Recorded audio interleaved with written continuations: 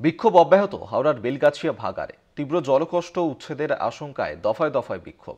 ভাগাড়ে আবর্জনা ফেলায় নিষেধাজ্ঞা। হাওড়ার সমস্ত বর্জ্য ফেলা হবে হুগলির বৈদ্যবাটিতে। ঘোষণা পুরমন্ত্রী ফিরহাদ হাকিমের। ক্ষতিগ্রস্ত পরিবারদের পুনর্বাসনের আশ্বাস পুরমন্ত্রীর। ভাগাড় পরিদর্শনে গিয়ে বিক্ষোভের মুখে শুভেন্দু অধিকারী। তৃণমূলের গো ব্যাক স্লোগান। রাজনীতির আঁচে হাওড়ার জল সংকট।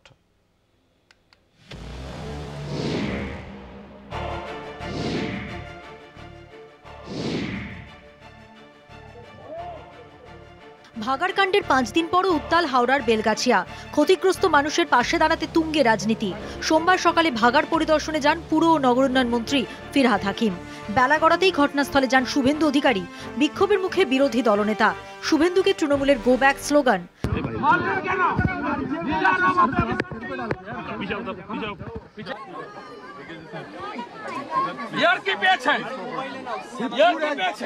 পুরমন্ত্রী ফিরহাদ হাকিমের পাশাপাশি উপস্থিত ছিলেন হাওড়ার জেলা শাসক পি দীপাপ্রিয়া, পুলিশ কমিশনার প্রবীণ কুমার ত্রিপাঠী, উত্তর হাওড়ার বিধায়ক গৌতম চৌধুরী, ডোমজুরের বিধায়ক কল্যাণ ঘোষ এবং যাদবপুর বিশ্ববিদ্যালয়ের বিশেষজ্ঞরাও।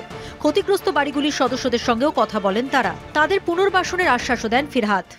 এই টাকাটা সেন্ট্রাল গভর্নমেন্ট দিচ্ছে না, গ্রামেরও টাকা দিচ্ছে না আর শহরেরও টাকা দিচ্ছে না।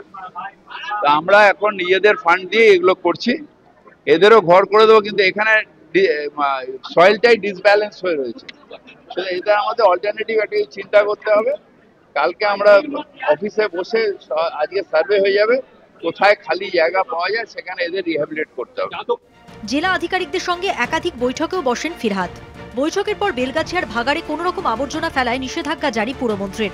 রোজ 80টি গাড়ি করে এখানকার আবর্জনা অন্যত্র নিয়ে যাওয়ারও আশ্বাস দেওয়া হয়।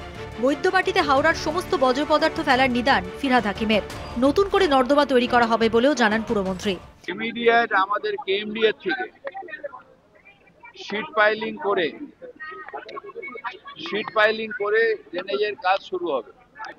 রোজ 80 গাড়ি করে মাল নিয়ে আমরা অন্য জায়গায় সরিয়ে দেবো, যেখানে প্রসেসিং হবে।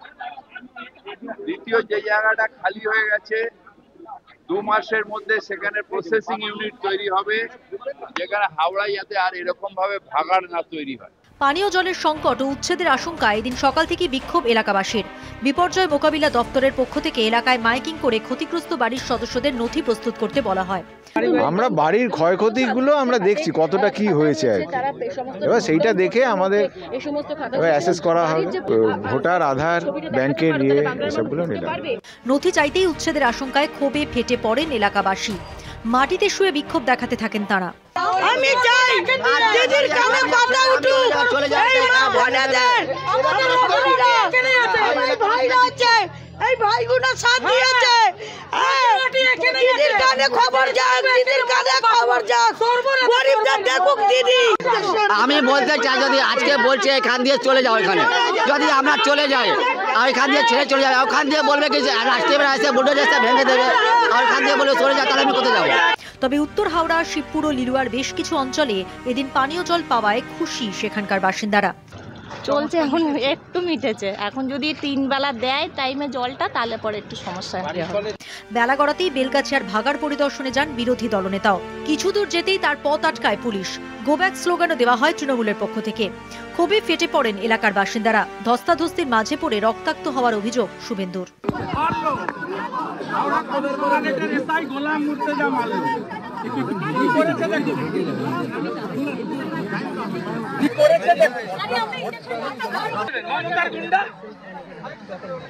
চাচা হাকিমকে খুশি করার জন্য বিরোধী দলনেতাকে করলেও আসতে পারেনি, আমি ঢুকে পড়েছি এলাকায়।